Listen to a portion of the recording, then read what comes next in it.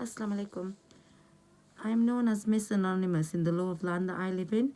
Hence, I wore that mask, as it's an anonymous mask. The questions I was asked were quite funny, actually.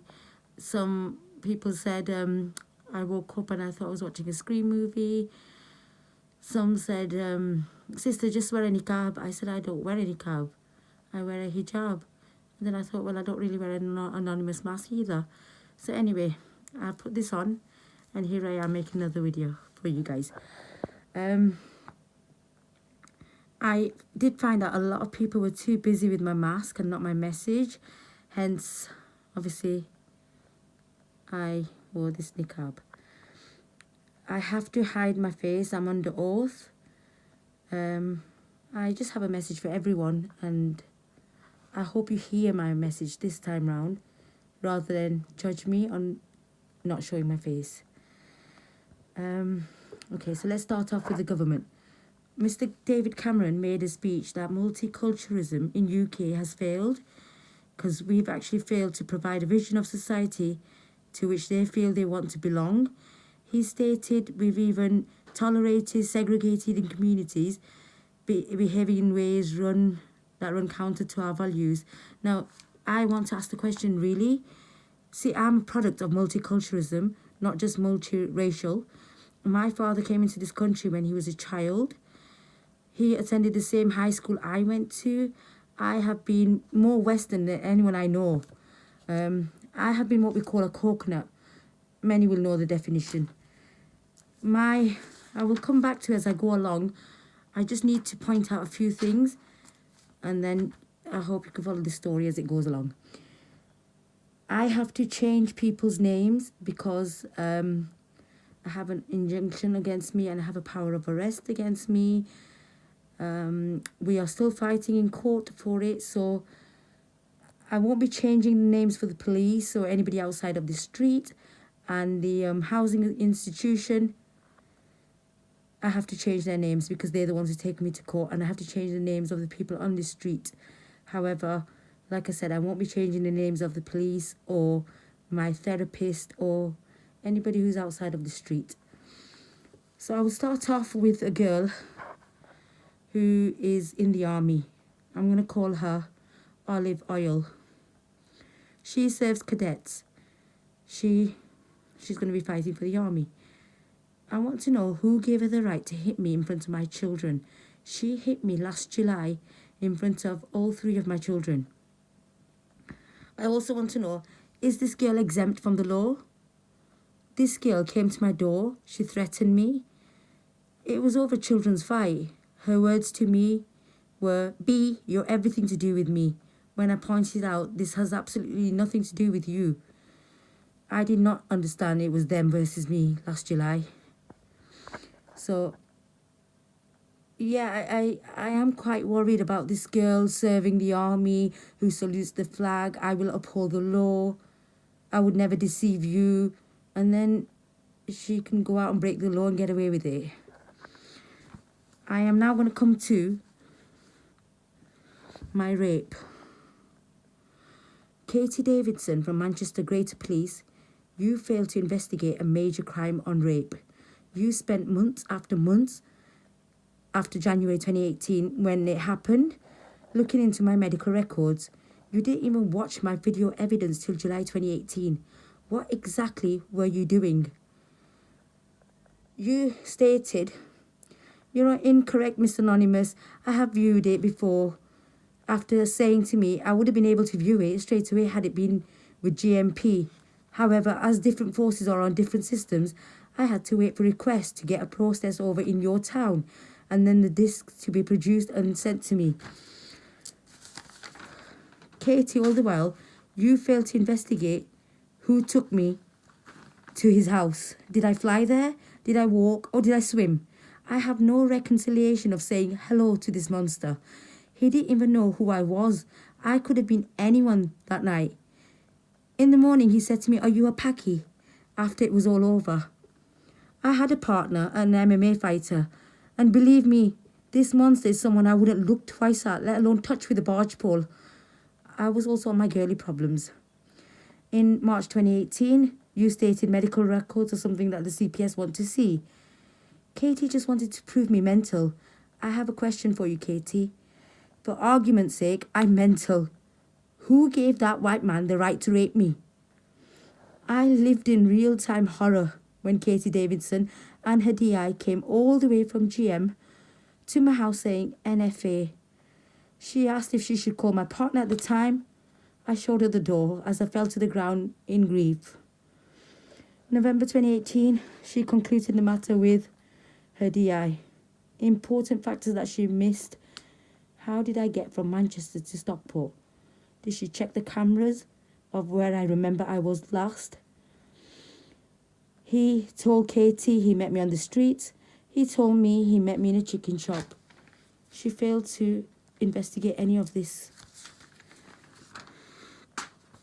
Greater Manchester made a ruling that any officer found to have not investigated a major crime will be held accountable in the court of law. I pointed this out to her DI, who said, "Stop, you're making Katie very upset." Well, I am sorry, Katie. Try being in my shoes.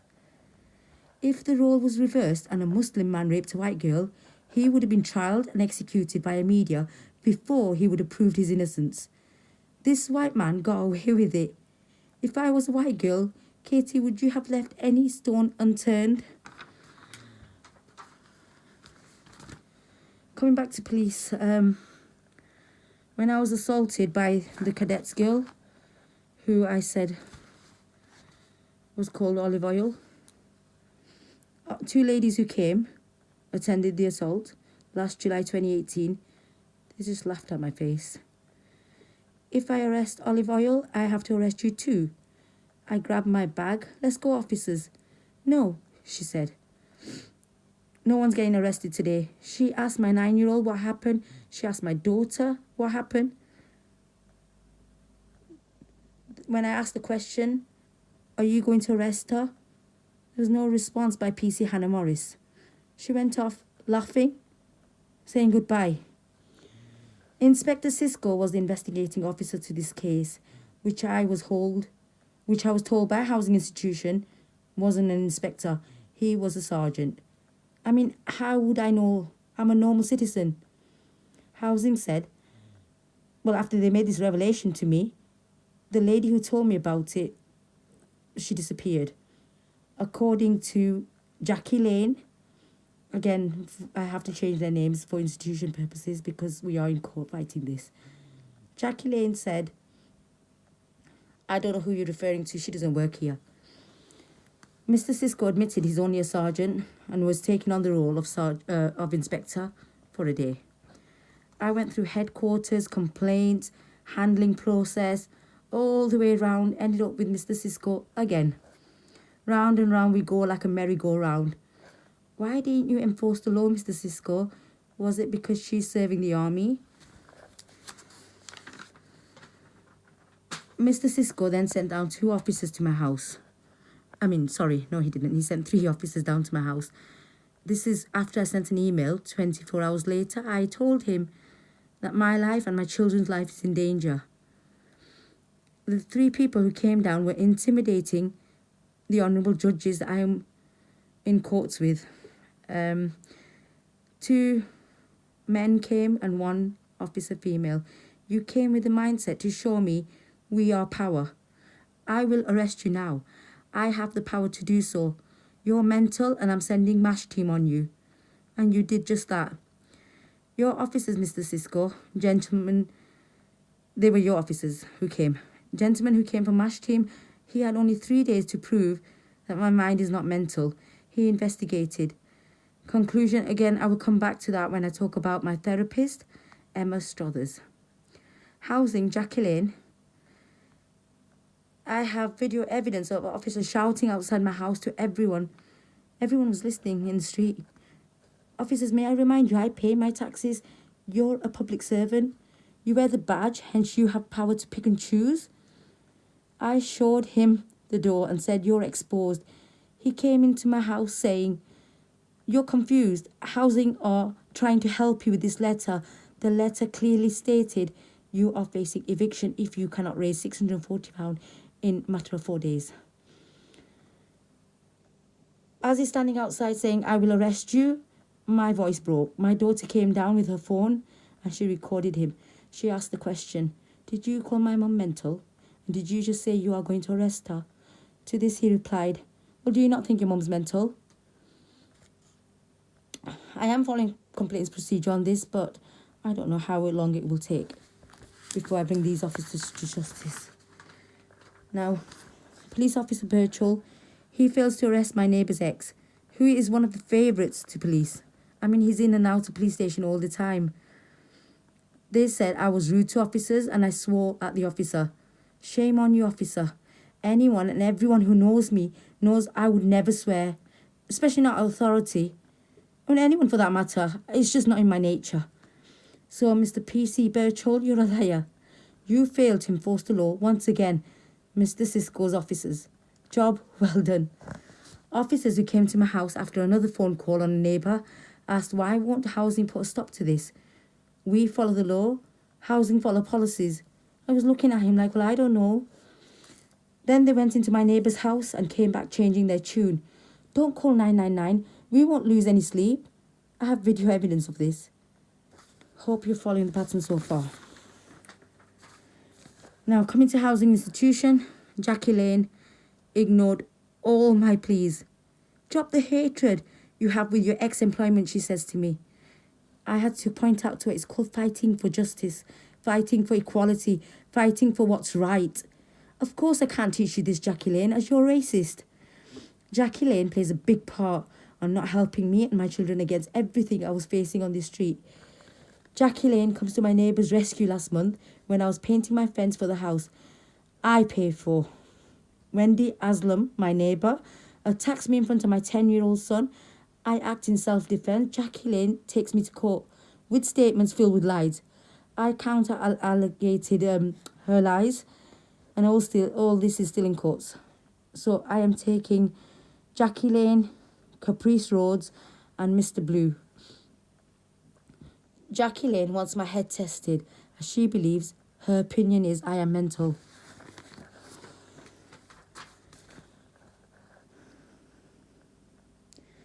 Jackie Lane ignored all my pleas, ignored my request, ignored when I told her about hitmen. Her exact words were, don't worry about what's happening in J-Lo's house.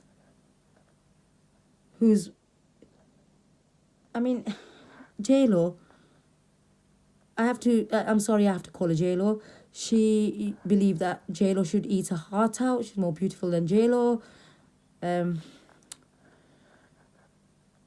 This lady, Jackie Lane, she is supposed to be in charge of ensuring ASB doesn't take place in the neighbourhood. I feel like she ignited, promoted and defended it. Jackie Lane also gave me an eviction notice, like I mentioned. Caprice Roads took 3 weeks. I mean, they planned a murder. And Caprice Roads would not take my call for 3 weeks. Apparently she was on holiday. All I wanted was a yes or a no. I was going to pay for it. I had people on standby who was going to come and fit my cameras. I just needed a yes or no. She would not get back to me. She refused to take my call when I phoned. I spoke to a gentleman called, again, I have to change the name, so I'll call him John. He listened to everything I had to say. And before that, I asked him, is Jackie Rhodes in? Caprice Road, sorry. Is she in? He mentioned, yes, she is. He then went to speak to her, came back and said, sorry, she's not available. I was crying, pleading. This is a matter of life and death. I have sick people who are after hurting us constantly, day and night. Nothing. Ignored. When I exposed Jackie Lane, Caprice Road quickly responded, I can't allow your cameras as I feel you're doing it for other reasons, other than protection. What is she saying? I could not fathom her words. I sent her a page stating law, showing I'm allowed by law to have security cameras to protect my family and my car, which has been damaged twice. She replied, if we find out you have installed cameras, we can force entry and remove them. I have a Hive camera, She's a little beauty. She's not installed and I can take her anywhere. I just chose to ignore her. Mr. Blue, I tried to contact, refused to take my call. Mr. Blue was present with Jackie Lane when I went into a meeting. Every time I felt Jackie Lane was not being fair or felt intimidated by her, I turned to Mr. Blue, who said, I have to agree with Jackie Lane. According to Caprice Rhodes, she doesn't even know who Mr. Blue is. I mean, she emailed to say, we did have a Mr. Blue, but he left 2 years ago. Well, okay, then I am referring to the gentleman who came to the courts to represent the institution. He's the same man who was there. And apparently he was Mr. Blue. Oh, I don't know what exactly is going on, who exactly he was. Jackie Lane, you have a lot to answer for. Caprice Rose asked, what do you mean you're waiting for feedback on your complaint? Either Caprice Rose doesn't know or they're playing the game again. I have a letter from Data Protection stating they have 1 month from the date that I made the complaint to come back to me. Now that date ends on the 24th of April. So Caprice Rhodes is saying, what complaint are you talking about?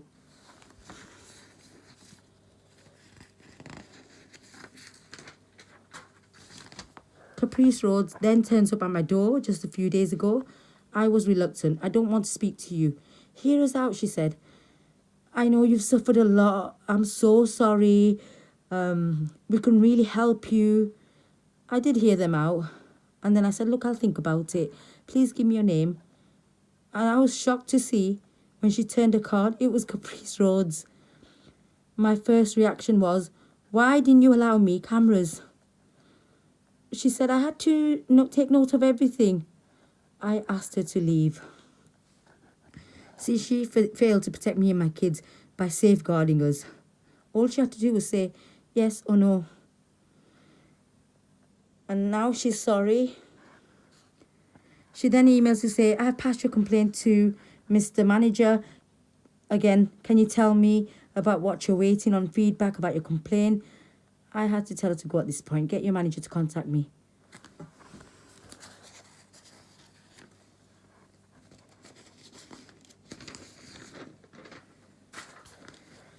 Right, now I'm going to come to my son's school. St. Albans School. My children love that school. I kept them updated about all the Islamophobia we were facing just because my boys are tiny. Mrs. Boardman asked me if she was okay to ring housing. I point blank refused. Mrs. Boardman still went behind my back.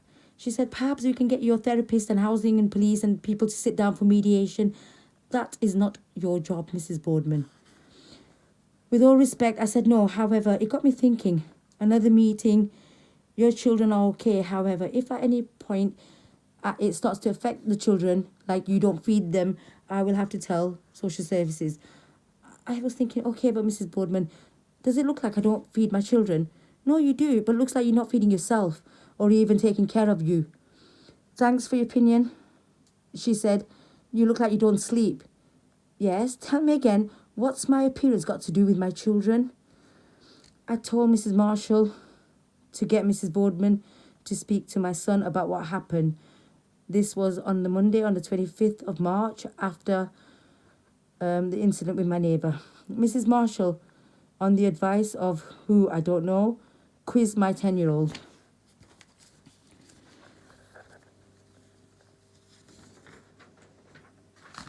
Whilst my son explained his mother was attacked, kicked in her back, her head hit the railing, then my mother hit her back, Mrs. Marshall started to talk about younger brother. He should have hit her. Mrs. Marshall didn't...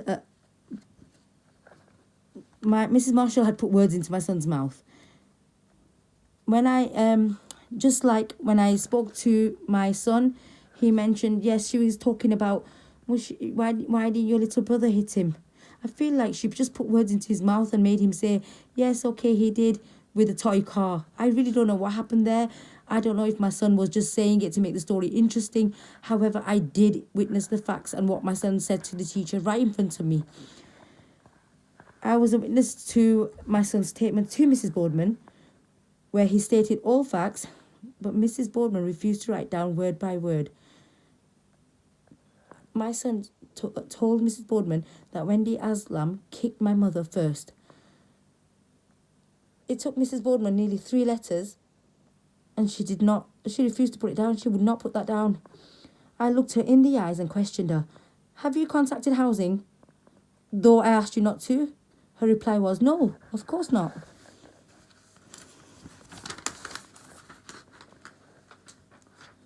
As my court day approached and Mrs. Boardman's last-minute letter, again not stating facts, I decided to complain. Principal of the school said to me, are you saying Mrs. Boardman is a liar and your son is telling the truth? Yes, that's exactly what I'm saying. Mrs. Boardman was, I'm sure, only trying to help by contacting housing, replies the principal. Well, thank you for confirming Mrs. Boardman is a liar. Mrs. Boardman said to me she never spoke to housing. Thou shalt not lie only became a preach. In the scheme of life, no one follows it. I did point that out. My children have been taken out of that school. They have no school. I thank you, Mrs. Boardman. You took it all away in a blink of an eye. I even called you Mum. You laughed, saying, I find it funny you're calling me Mum. I'm sure you do. It was only a tip of the tongue. Mothers are not like this. I took it back. I think I was just missing my mum. With all the pressure on us, I'm questioning what gave all the authorities the right to do this. What were they doing? Did they just want to put me in mental hospital? Disregarding anything. I mean, my children adored that place. They have friends there.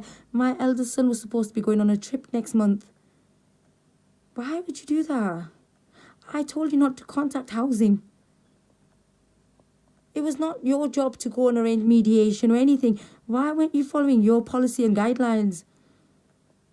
You get to go back to work, but my children don't have a school right now.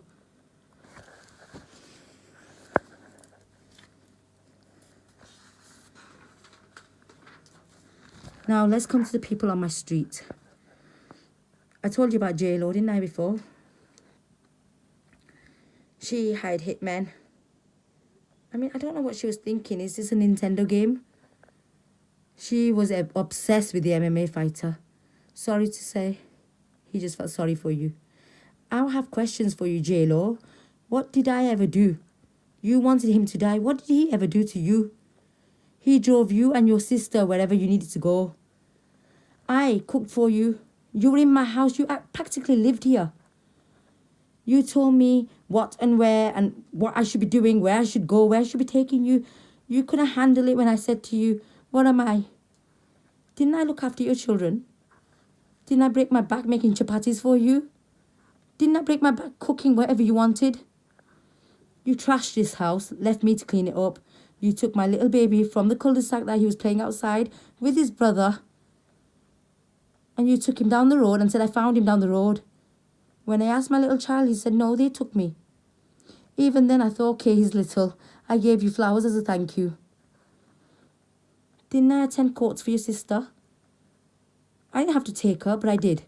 I didn't have to take her for a drug test, but I did. Wasn't it me who cried tears with her saying, oh, mother, Allah works mysteriously. Inshallah, you will get your babies back. Your sister had more understanding of Allah than you.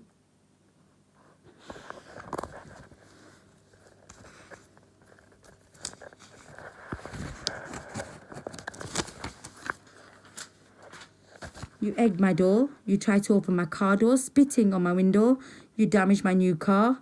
Same car that helped you and took you everywhere you needed to go umpteen times.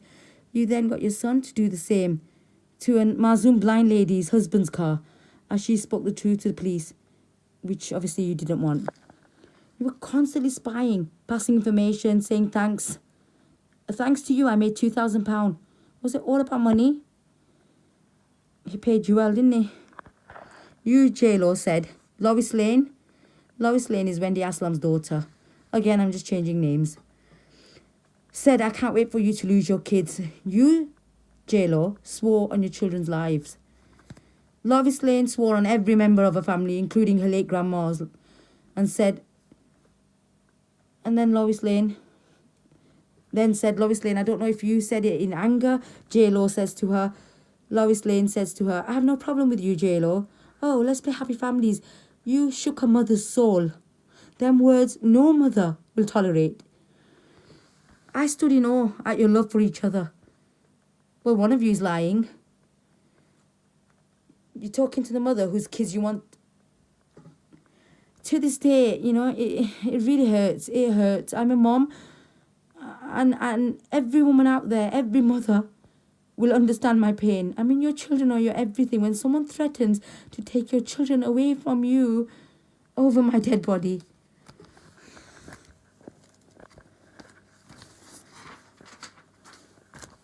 Lois Lane and J-Lo were best friends. After, when the hitmen were here in J-Lo's house, everyone was going in. Lois Lane, her partner, Wendy Aslam's partner. Now I'm going to come to Miss Tabitha, who is Miss Atheist. You loved mocking my religion. How dare you give my 10-year-old son alcohol? Witnessed by my daughter. How dare you put powder in my food, in my drink, then call social services on me? How dare you tell my son he shouldn't go to mosque? He's not your child. How dare you say, here comes Fatima Pispa, then show me my Holy Quran is made out of Budweiser box? How dare... You had your private part showing and saying this is your clothing when you were praying to your Lord. I mean, how dare you say Mecca is where the bins are at? Miss Tabitha, I have one thing I want to say to you. You are an atheist. You believe 0 plus 0 can make 5. I have no time to argue with you. You keep believing that. Then you get one of your workers to crash into my car by purpose. You were the instigator in all this mess.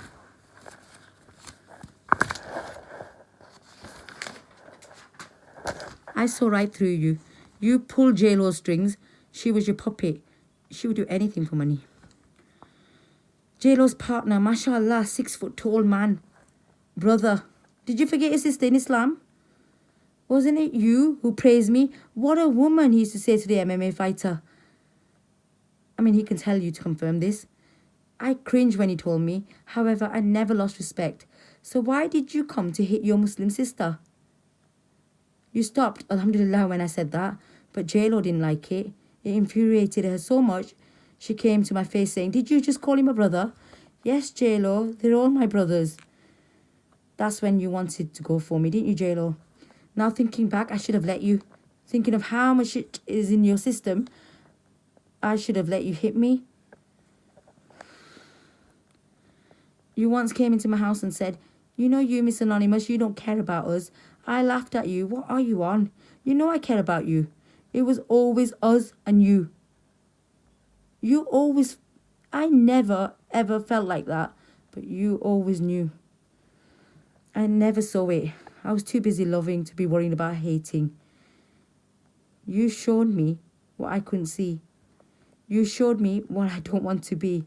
You showed me no matter how much we love and care, we don't matter. Miss Tabitha's sister, Madam Mim, she comes to my door. I wanted to ask you if you want to swap houses. I say, no, Madam Mim. She starts to cry. Again, I look in awe. What is all this? Madam Mim comes again a few weeks ago saying, get out, Black Bee. This is our house. You don't belong here. Madam Mim, where do I belong? I was born here. But please, can you tell me where I belong in this no man's land? Police came. She admits to the police that yes, I did go to her door. But I didn't call her a black bee. I called her a fat bee. Officers, really, how many of me will make one Madam Mim? Officers agree and say our hands are tied. Not before making sure I wasn't lying, going house to house and inquiring. I mean, you asked my son, officers. Wasn't that enough? Wendy Aslam, my neighbour, would conveniently switch off her camera. That's on her door.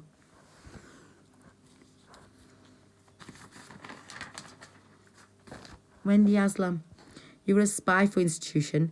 I only have to open my door and see all the white people come running. I almost feel like I'm a celebrity. See, the white people were very, very intelligent in playing this game. Gaining control of the economy. I mean, making sure that, you know, I don't fight for justice. I, on the other hand, was only fighting for equality, not knowing that thereafter taking it all away by taking my children away, as they know that I live for my children. If my children go away, there is no fight for Miss Anonymous. There's no life for Miss Anonymous. Wendy Aslam was all out to get me into trouble. The night I returned home after Nazra's flowers and card with Allah's name ripped and thrown through my letterbox. I did not know what to do with the beautiful flowers. I threw them on my walkway. Wendy Aslam came out, effing and blinding me. Who do you think you are, B? Banging my door down. Come out. She then swept up all the flowers and threw them at the side of my house, saying, we are clean people. And I'm not. I chose to ignore her. She then went across the street to her sister, shouting in the street, of course, the street is theirs. Like I'm even lucky to be breathing air. It all belongs to them. 24th of March is the day I was painting my fence. Wendy Aslam and Joshua Aslam, her husband, were out. Lois Lane phoned her mum to say, I don't know what to do. Shall I call the police? I ignored her. However, my son said, why would she call the police for us painting our fence? I asked my son to ignore her.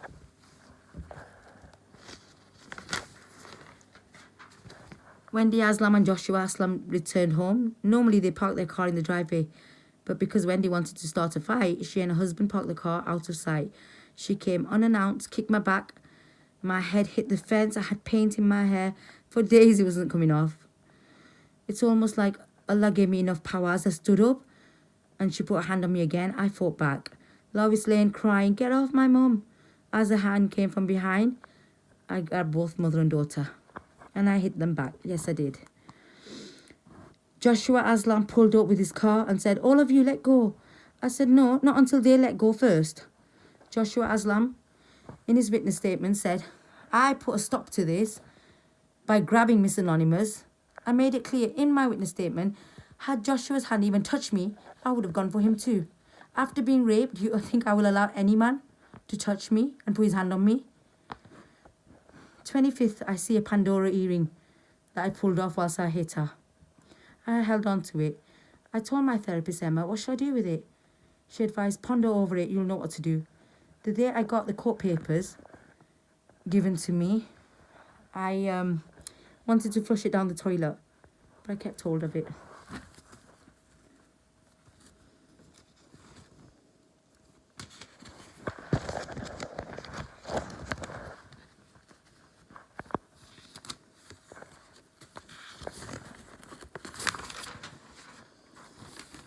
So on a Friday, I got a feeling in my heart. This was after we'd been to the courts for injunction to give her earring back. It's almost like Allah put a feeling to say, go and give it back, show them what we're all about. I got my son to post it. Wendy came out crying, looking at her earring, putting her hand on her heart, showing gratitude. I nodded my head. Court order states not to talk. I'm happy with that. She can't even say thank you. I've seen her cry before when I gave her flowers, saying, sorry, I thought it was you. You're not in on this scheme. I wish I spent that money on charity. She was well in on it. Police who came on the 24th of March after I called them went straight to her house. I pointed out to officers, that's not fair. Police was only interested in if I was filming. I believe you film us secretly. I replied, no, I do it right in front of you. He wanted to see my phone was not on camera mode. I said, why, officer, something to hide? He said, no, we have cameras too. They spoke to my son, who told them what happened again. They were in our houses. Apparently it was a mixed reaction, hence they couldn't act.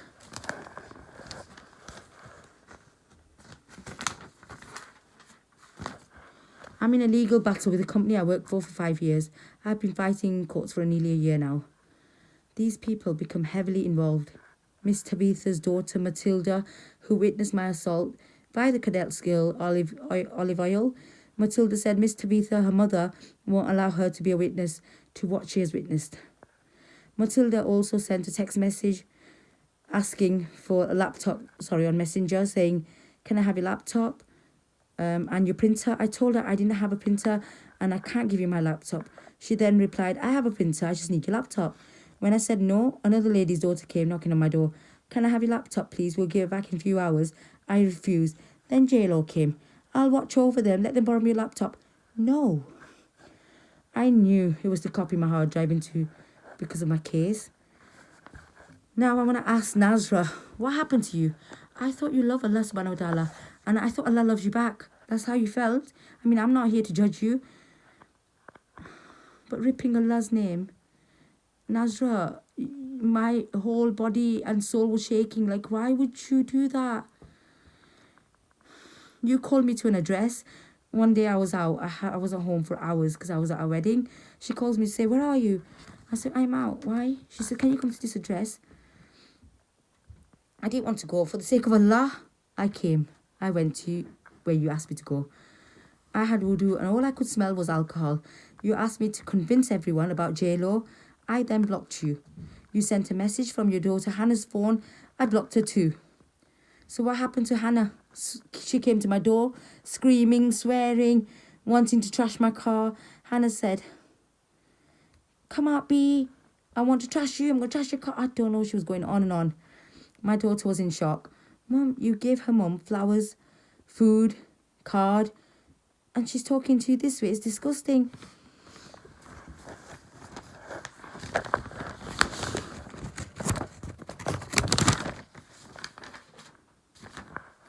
All this pressure is enough for anyone to cave in.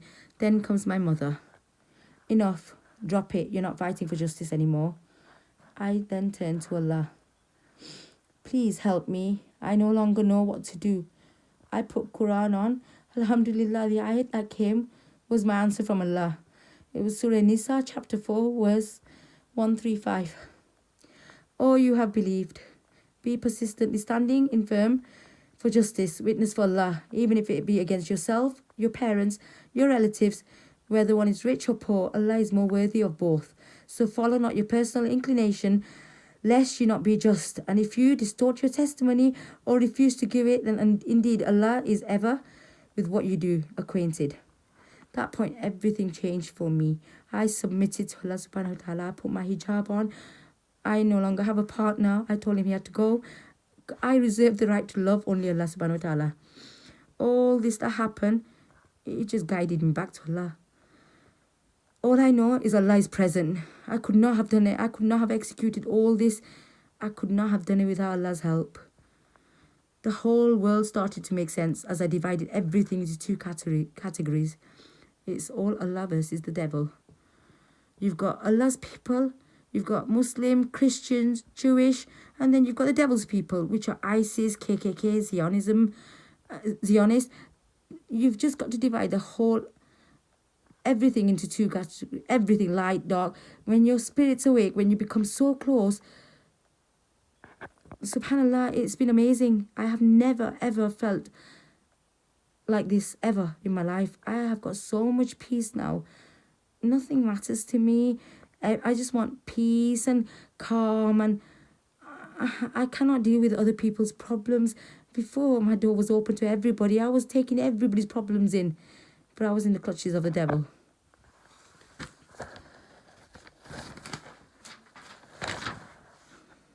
Facebook deactivated me after having 1,230 people in 3 days. My laptop was hacked. I tried about 6 to 7 accounts. I found it really draining my energy. Ghouls of the devil work very, very hard. I mean, I am a human at the end of the day. I haven't stopped spreading light. Now I'm fully awake at peace, knowing Allah has got us. Because Allah says, and they plan, and Allah plans. And Allah is the best of planners. Sadaqallahul Azim. Assalamu alaikum.